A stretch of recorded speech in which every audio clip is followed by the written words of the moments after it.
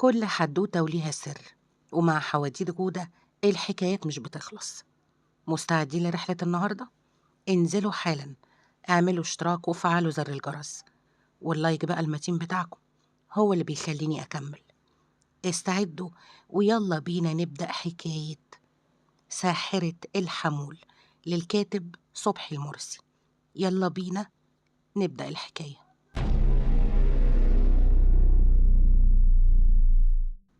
الناس في الحمول بيشوفوني وأنا ماشية في السوق بجلابيتي السودة وطرحتي اللي مغطية نص وشي، وماشية هادية على الآخر. بس الحقيقة إن اللي بيشوفوه ده مجرد خيال. زهرة الحقيقية ساكنة تحت الأرض في السرداب اللي ريحته عرق وخوف ودم ميت. وفي يوم كنت قاعدة، الشمس كانت لسه بتهرب ورا الغيطان والضلمة بتدخل القرية. فجأة سمعت خبط إيد بتترعش على الباب. أنا عرفت الدقة دي كويس، دقة حد بايع روحه وجاي يشتري غلة. فتحت الباب لقيت نادية، ست وشها كان فيه بقايا جمال، بس الغيرة كانت واكلة ملامحها زي السوس. دخلت وهي بتنهج وقفلت الباب وراها بسرعة كأن في عفريت بيطاردها. الحقيني يا شيخة زهرة، النار قايدة في صدري يا أختي ومش عارفة أطفيها. اقعدي يا نادية، النار اللي في صدرك دي مش نار محبة، دي نار غيرة. قولي لي بقى، المحروس جوزك عمل ايه المرة دي؟ راح اتجوز عليا يا شيخ، عيلة عندها 18 سنة، لسه عودها داري يا أختي، وعايز يسكنها معايا في نفس البيت، عايزني أخدمها وأنا اللي شقيت معاه السنين دي كلها. أنا مش عايزة أتطلق، أنا عايزة أشوفها جثة أو بتمشي في الشوارع تلم الورق وتكلم نفسها. ضحكت ضحكة هزت جدران الأوضة وقربت منها لحد ما ريحة البخور السفلي اللي في لبسي خنقتها. الموت راحة يا نادية، والراحة خسارة فيها. بقولك ايه، احنا هنعمل لها نحس يخليها تتمنى الموت وما تطلوش.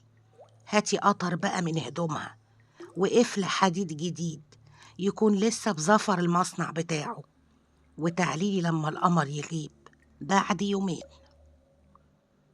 وفعلا نادية جات لي بعد يومين ومعاها طرحة العروسة الجديدة وقفل حديد تقيل. خدتهم من ايدها ونزلنا السرداب. المكان كان ضلمة، بس عيني كانت شايفة الخدام وهم مستنيين الإشارة في أركان السرداب. ولعت شمعتين من دهن حيوان نجس وحطيت القفل في نص دايرة من رمل المقابر المرشوش بمية بصل. بدأت أخرم الطرحة بإبرة مقابر مصدية وأنا بلف خيط أسود حوالين القفل، وبعدين قلت بهمس مرعب: يا شمردل، يا ساكن العمار، يا مفرق الأخبار، بحق هذا الأثر اقطع النسل والخبر، اربط رحمها وسود عيشها، واجعل جوزها يشوفها قردة في عينه وبومة في داره. وبعدين مسكت القفل وقفلت تكة واحدة قوية.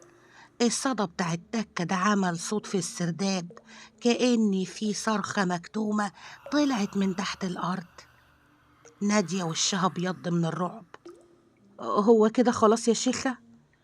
خلاص يا نادية، الخادم خرج وراكي وهيسكن في عتبة دارها. بس افتكري، اللي بيفتح باب للجن ما بيعرفش يقفله وقت ما يحب. المهم اللي حصل بعد كده، نادية رجعت بيتها وتاني يوم بدأت المعجزة السودة. العروسة الجديدة هناء جالها نزيف ملوش سبب، والدكاترة قالوا رحمها انفجر، رحمها مات فجأة. وجوز نادية بدأ يشم ريحة عفونة كل ما يقرب من عروسته، وبقى يهرب من الأوضة ويقعد مع نادية. نادية كانت بتضحك وهي شايفة ضرتها بتدبل زي الوردة المقطوعة. ما كانتش تعرف إن الخادم اللي دمر هناء بدأ يقعد لنادية على السرير كل يوم بالليل. وبدأ يشد من عمرها ومن جمالها لدرجة إن شعر نادية بدأ يقع خصل خصل، وهي مش فاهمة إيه السبب. بعد ما قصة نادية استقرت والغل أخد مجراه في بيتها، بدأت سيرتي تسمع في البلاد اللي حوالينا. وفي ليلة غاب فيها القمر تماما، دخل عليا محسن ده شاب كده ملامحه فيها غدر، عينيه كانت بتزوغ في كل ركن في الأوضة، وإيده كانت بتترعش وهو ماسك سيجارته. محسن قعد قدامي هو بيحاول يبان راجل، بس الخوف كان باين في صوته. يا شيخة زهرة، ليلى بنت الحمول كسرتني قدام الناس، طلبت ايدها وقالت عليا صايع ومسجل خطر. انا بقولك ايه، انا عايزة تبقى تحت رجلي، عايزة تبقى زي الخاتم في صباعي، لا تسمع ولا تشوف ولا تنطق إلا باسمي. الكسرة صعبة يا محسن، والذل تمنه غالي. انت مش عايز حب، انت عايز امتلاك، والامتلاك في عالمنا معناه انك تسلمها للخدام يكتفوها.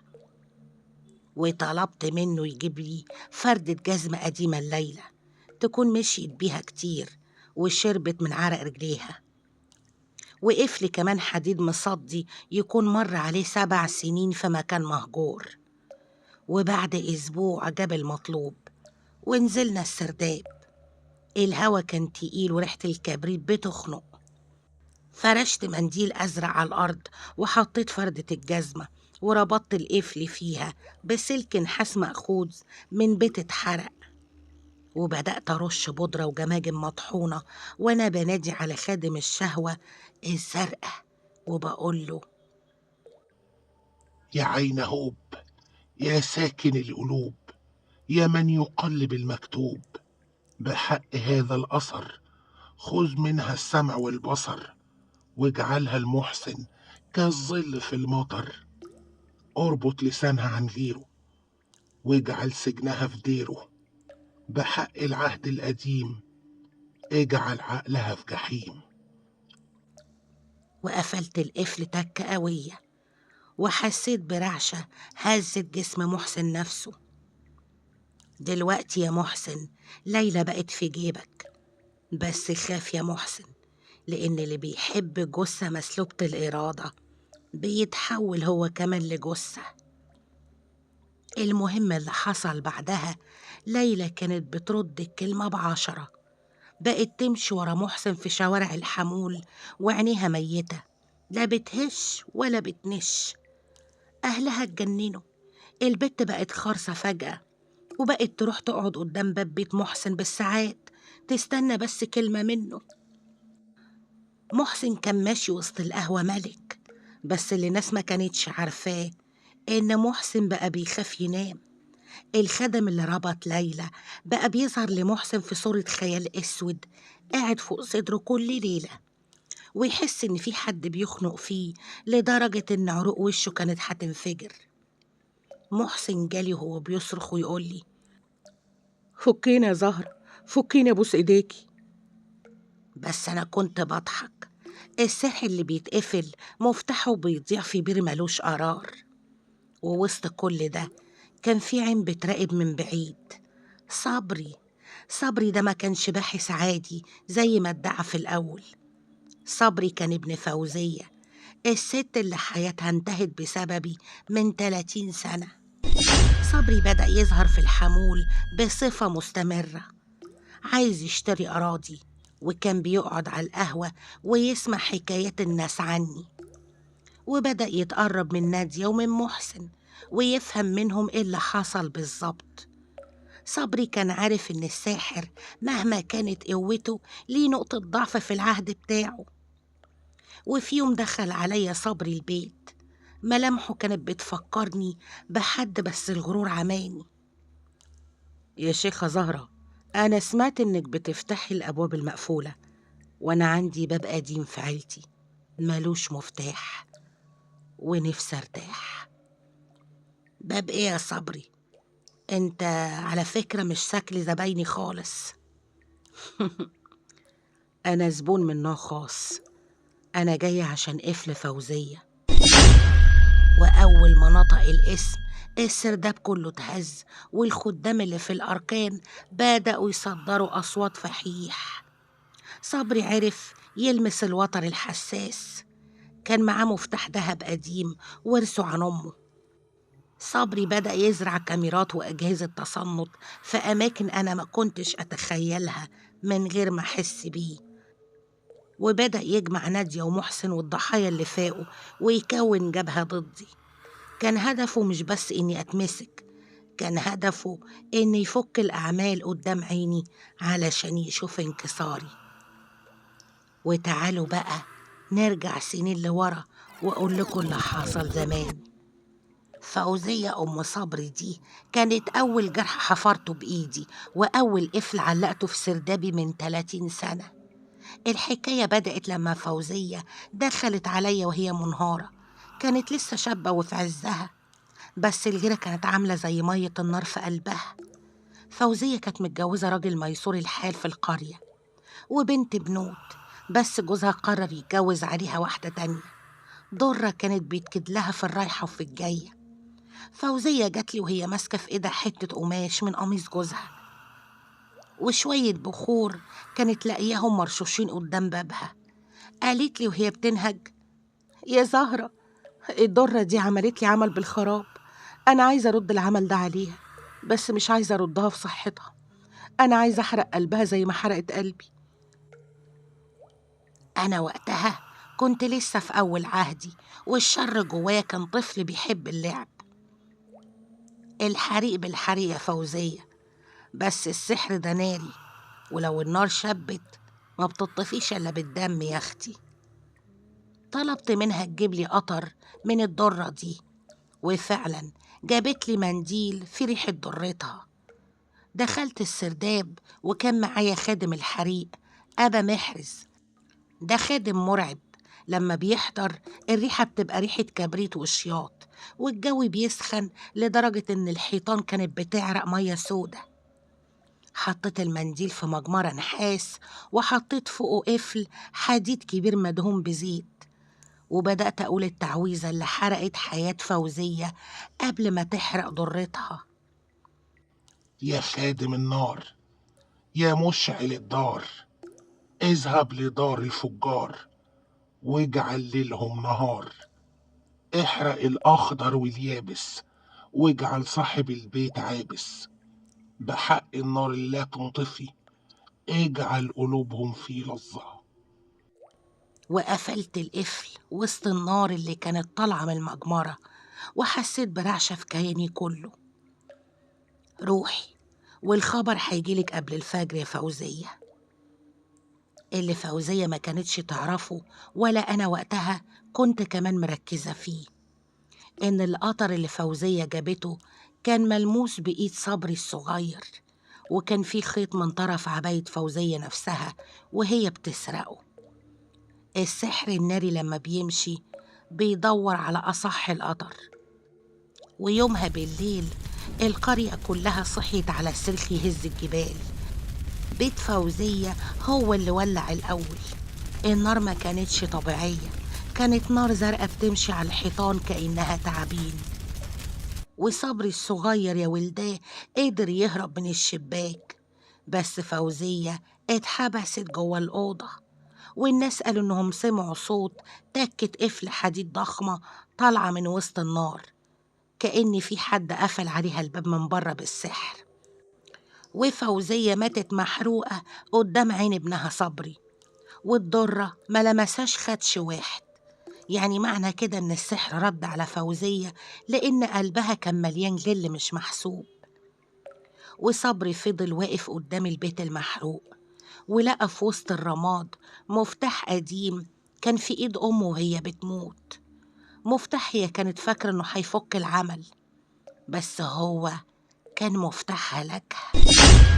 ومن يومها وصبري شايل المفتاح في رقبته، وحلف إن زهرة اللي حرقت أمه بالوكالة لازم تتحرق هي كمان، بس بنار القانون والعدل.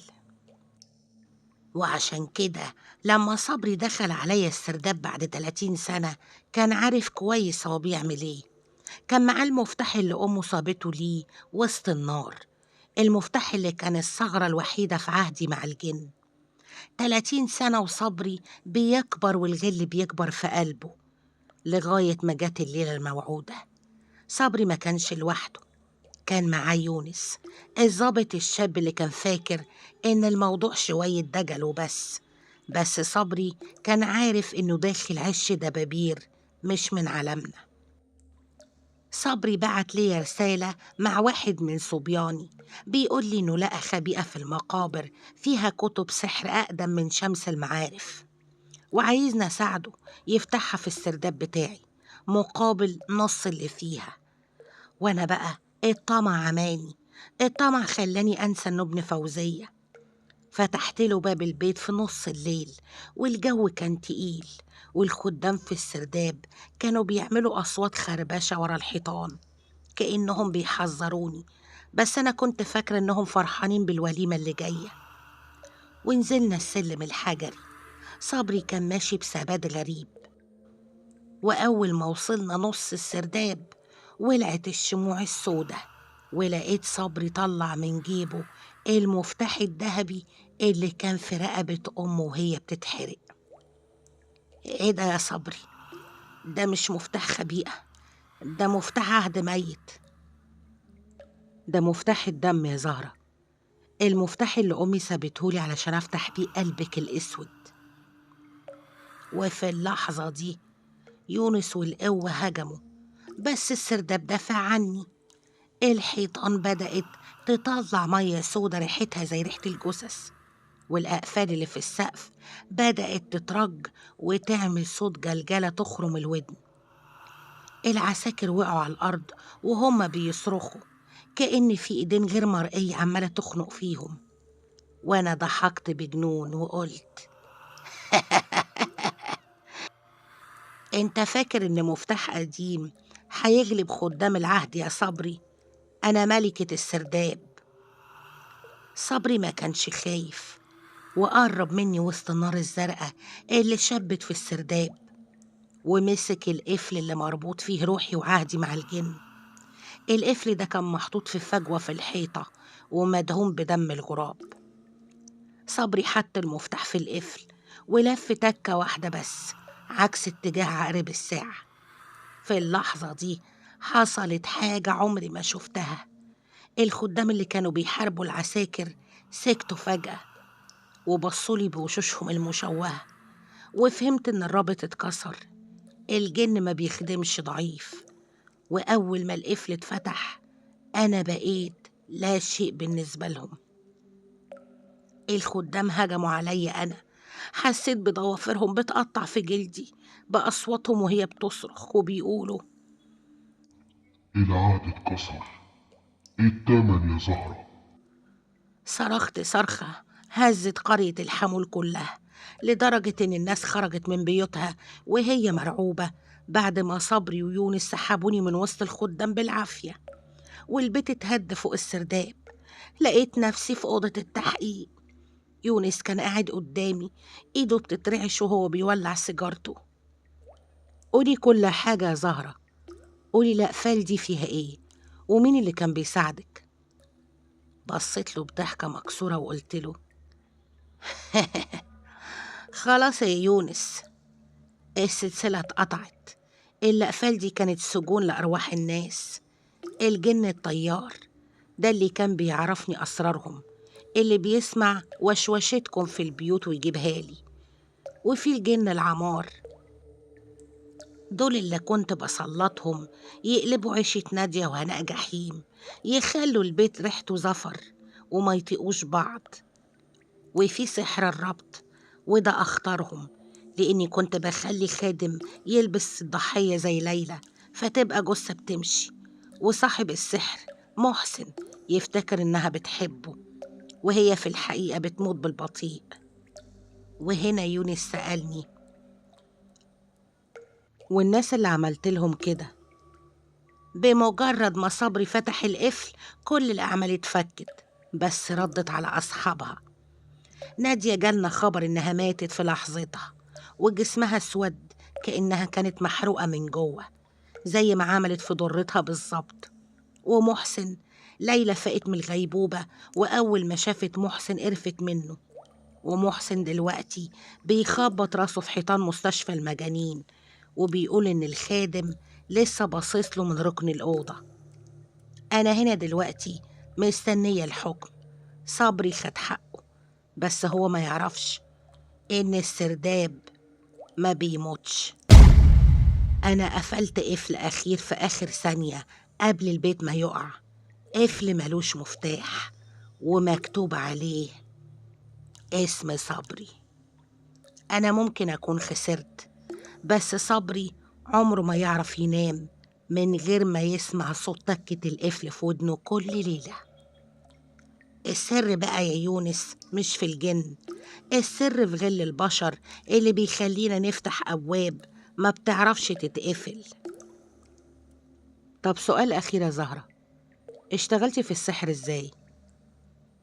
أنا أبويا كان تربي الحمول، راجل ريحته دايما صدر وكافور، وعشت طفولتي بين القبور. ما كنتش بلعب بعرايس ولا بدباديب، كنت بلعب بعظم الموتى، وبجري ورا القطط السودة اللي ساكنة التراب. ويومها كان عندي 9 سنين. ليلة القمر فيها كان مستخبي كأنه خايف من اللي هيحصل، وكنت ماشية ورا أبويا وهو بيحفر قبر الواحد غني من أعيان البلد. وفجأة الأرض هبطت بيا، وقعت في شق عميق، شق ملوش آخر، ونزلت في سرداب قديم مهدود. ريحته كانت غريبة، ريحة بخور ميتين مخلوط بتراب رطب في آخر السرداب. شفت خيال قاعد ما كانش عفريت بقرون زي ما بتشوفوه في السينما، كان راجل عجوز جدا، جلد لونه رمادي زي الرماد، وعينيه عبارة عن فصين ملح أبيض مفيش فيهم نني. أنا ما صرختش، أنا خفت لدرجة إن صرختي ماتت في حنجرتي. قرب مني بخطوات ملهاش صوت، ولمس جبهتي بإيده اللي كانت باردة زي التلج، وقال لي بصوت يوقف القلب: يا زهرة، الأرض بتنادي أصحابها وانتي ريحتك مننا. الأرض دي كانت مملكتنا قبل ما البشر يفسدوها. تاخدي العهد وتكوني لينا بوابة، ونكون ليكي سند. أنا من خوفي ومن الوحدة اللي كنت عايشاها هزيت راسي بالموافقة، وفي اللحظة دي حسيت بنغزة في قلبي كأن في إبرة بتدخل في روحي، وده كان ختم العهد. وبعد الليلة دي ما بقتش زهرة الطبيعية، الكيان ده اللي عرفت بعد كده إن اسمه أبا الحارس بقى بيجيلي في المنام ويعلمني لغة الطيور والحشرات، وإزاي أقرأ القطر في الهدوم.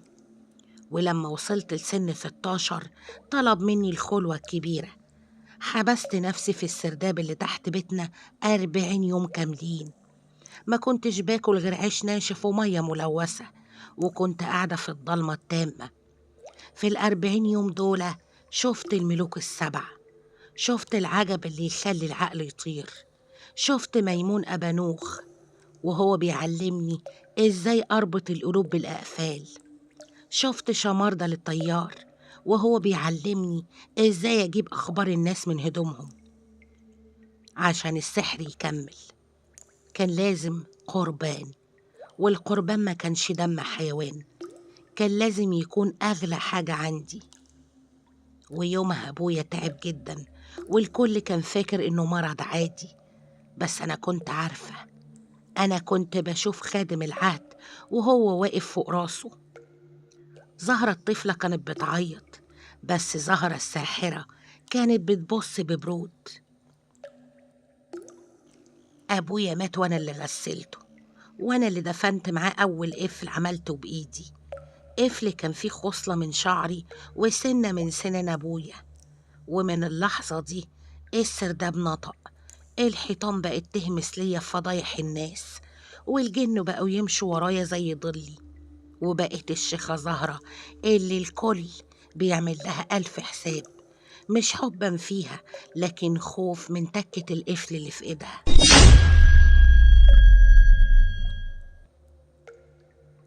وبكده تكون انتهت قصة النهاردة. استنوني في قصة جديدة، يا رب تكون عجبتكم. كانت معكم غادة محمود.